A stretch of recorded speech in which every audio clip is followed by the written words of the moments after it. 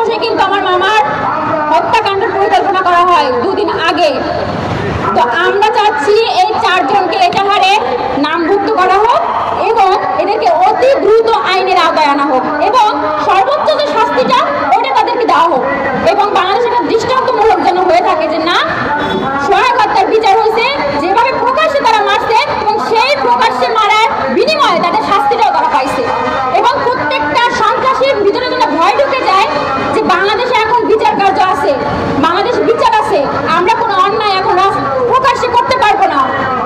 এটা যেন প্রত্যেকটা সন্ত্রাসীর ভিতরে ঢুকে যায়, ভয় ঢুকে যায়, অন্তত করার আগে যেন 100 বার ভাবে। আমাদের দাবি এই দুইটা, যে এই সরাসরিকে গ্রেফতার করা হোক এবং এই যে 4 জন আসামি বাদ পড়ছে তাদেরকে এজাহারে নামভুক্ত করা হোক এবং এদেরকে অ্যারেস্ট করা হোক এবং সর্বোচ্চ শাস্তিটা দেওয়া হোক তাদের।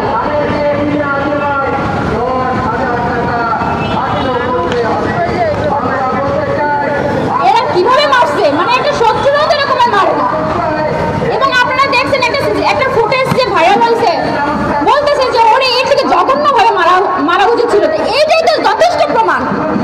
এরপর আবার কিসের জবানবন্দি, আবার কিসের এদেরকে রিমাইন্ডে নেওয়া, কিন্তু বিরোধীদের বলে দিছে যে ওরে আরো অনেক নিকৃষ্টভাবে মারা উচিত ছিল।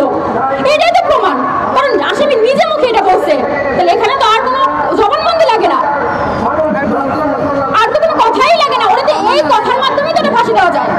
ও নিজে স্বীকার করছে, এটা ও তো কেউ মাইনে স্বীকার করায় নাই, ও নিজে থেকে বলছে যে ওরে যেভাবে মারছি ওরে এর থেকে বেশি জঘন্যভাবে মারা উচিত ছিল। এগুলো তো ও বলছে।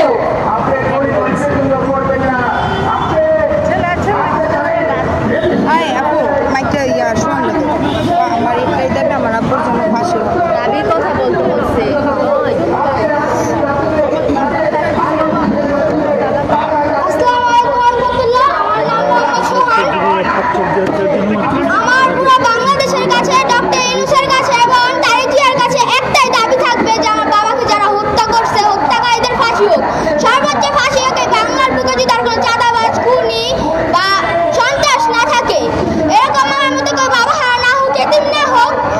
আর যদি এখানে বাংলাতে একটা শান্তির বাংলাদেশ হোক, সোনার বাংলাদেশ হোক, এখানে আপনি যদি কোনো মারামারি না হয় বা খুনাখুনি না হয়, এখানে শান্তি যদি একটা বাংলাদেশ হয়, আমি এটাই চাই। আমার বাবা যদি সঠিক বিচারটা হয়, আমি গর্ব করে বলতে পারবো যে আমার বাবাকে হত্যা করছে, তাহলে সঠিক বিচারটা হয়েছে।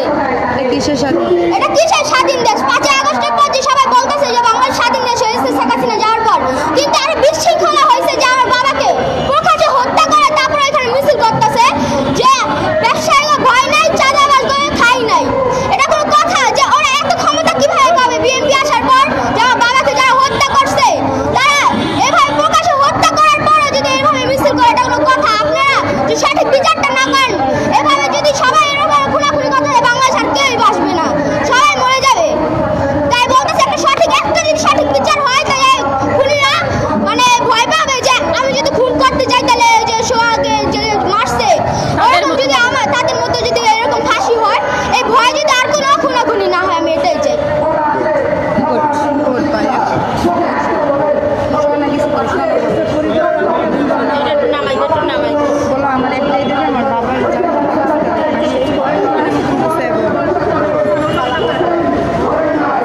আসসালামু আলাইকুম, আমি মৃদু সোহাগের মেয়ে সোহানা আক্তার। আমি চাই আমার বাবাকে যারা হত্যা করছে তাদের সবার যাতে বিচার হয়। আমার বাবাকে যারা হত্যা করছে তাদের সবার যাতে বিচার হয় এবং টিটু যে ষড়যন্ত্র টিটু তাকে যাতে গ্রেফতার করা হয়, তাদের সাথে অনেক জঘন্য পরিমাণে শাস্তি হয়, সবার যাতে ফাঁসি হয়। তাদের জন্য আমরা স্কুলে যেতে পারছি না, বাইরে বের হতে পারছি না, আমরা একটু আতঙ্কে আছি। আমি আমার বাবার হত্যার বিচার চাই।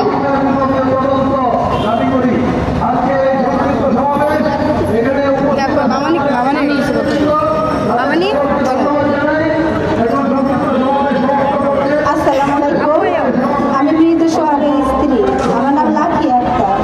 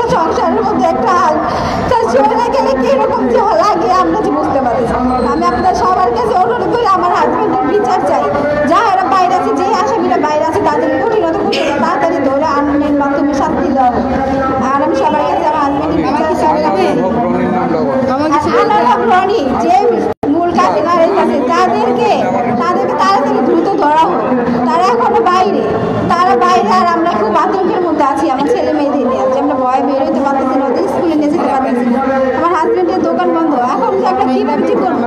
আর আমি চাই ওর বাইরেও নিয়ে আনার হরি মানে বাইরের ওনাদের সব এতদিন হয়ে গেছে। সবার কাছে অনুরোধ, আমার হাজব্যান্ডের দ্রুত বিচার চাই, তাদেরকে তাড়াতাড়ি ধরে আইনের মাধ্যমে কঠিন শাস্তি দেওয়া হোক। আমরা হুমকির মধ্যেই আছি, কারণ ভয়ে আছি। ওনারা যেই খারাপ লোক, হয়তো আমাদের কিছু করতে পারে, তাই আমরা ভয়ে আছি ওনাদেরকে। যতক্ষণ আইনের মাধ্যমে ধরে না আসতেছে ততক্ষণ আমরা সুরক্ষিত না। আমার ছেলে মেয়েদের নিয়ে বাইরে যেতে পারতেছি না। আমাদের সবার কাছে অনুরোধ, আমার হাজবেন্ডের বিচার চাই। আচ্ছা, ওই যে যখন আমার মামা যখন মারা হয়েছিল তখন কিন্তু আমার মামার দুটো ফোন ছিল সাথে, ওই ফোন দুটো কিন্তু এখন পর্যন্ত উদ্ধার করা হয় নাই। এখন পর্যন্ত ফোন দুটো উদ্ধার হয় নাই। আসসালামু আলাইকুম, আমার নাম সাদিয়া আক্তার, মৃত সোহাগের ভাগ্নি আমি। আমার মামা যেভাবে হত্যা করা হয়েছে, এটা কেন এখনো বিচার হচ্ছে না সম্পূর্ণভাবে? আমি চাই এখনো টিটু যে বাইরেছে, ওনাকে কেন ধরা হচ্ছে না? উনি কেন এখনো বুক ফুলিয়ে বাইরে ঘুরছে? আমরা আতঙ্কের ভিতরে ঘরে থাকবো, আমরা বাহিরে ঘুরবো, ওনারা কেন বাহিরে ঘুরবে? ওনার এরকম ভাবে শাস্তি দেওয়া হোক যেন 5-10 বার কেন 100 বার বাবা হোক, যে আমরা যাকে মেরেছি কোনোভাবে যেন আর কোনো মায়ের বুক খালি না হয়, আমার ভাই বোনদের যদি এতিম না হয়, কোনো স্বামী যদি মানে স্ত্রীরা স্বামী হারা না হোক। এটা কেন এখনো কেন পুলিশরা এটার কোনো ব্যবস্থা করা হচ্ছে না? টিটু কেন এখনো বাহিরে আছে? উনি কেন এখনো বাহিরে ঘুরে বেড়াচ্ছে? বাবুল যে ওনার অফিসে যে 2 দিন আগে দেখি বাবুল যে ওনার অফিসে যে 2 দিন আগে আমার মামার হত্যার মিটিং করা হয়েছে, ওনাকে সিসি ফুটেজও দেখা গেছে। ওনাকে কেন ধরা হচ্ছে না? এটা কিসের স্বাধীন বাংলাদেশ? এটা কিসের স্বাধীন বাংলাদেশ? আমরা একটাই দাবি, আমার মামাকে যারা হত্যা করেছে তাদের যেন ফাঁসি হোক। আমাদের একটাই দাবি।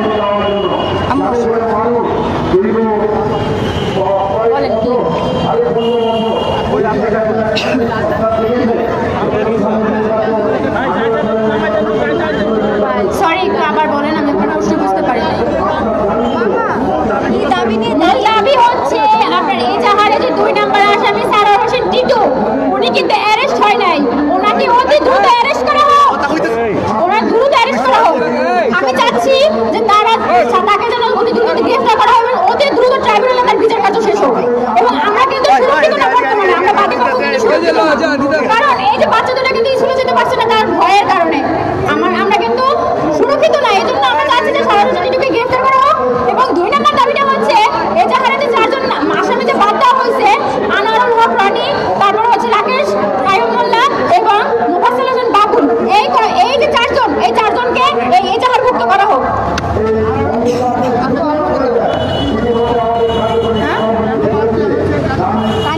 এটা আমরা জানি না, এই জিনিসটা আমরা জানি না। আর এবং হচ্ছে আপনার এই যে যারা 4 জন, এবং আমি আপনারা বলতে পারেন যে 4 জনকে কেন বলতেছেন? এই 4 জনের যে গতিবিধি এবং তাদের এই যে আপনার রাকেশের উপর তলায় কিন্তু আমার মামাকে মারার পরিকল্পনা করা হয় দোকানের উপরে, এবং ওরা কিন্তু পিছন থেকে কোঅপারেটর আসছে, ওরা মাস্টার মাইন্ড। এবং আমি চাচ্ছি যে যারা মারছে তারা যে অপরাধী, তার থেকে বড় অপরাধী হচ্ছে যারা এই মৃত্যুকাণ্ডটাই পরিকল্পনা করছে, তাদেরকেও যেন আইনের আওতায় এনে সর্বোচ্চ শাস্তি দেওয়া হয়। আমি এটাই চাচ্ছি, দৃষ্টান্ত হয়ে থাকুক এই বিচারটা।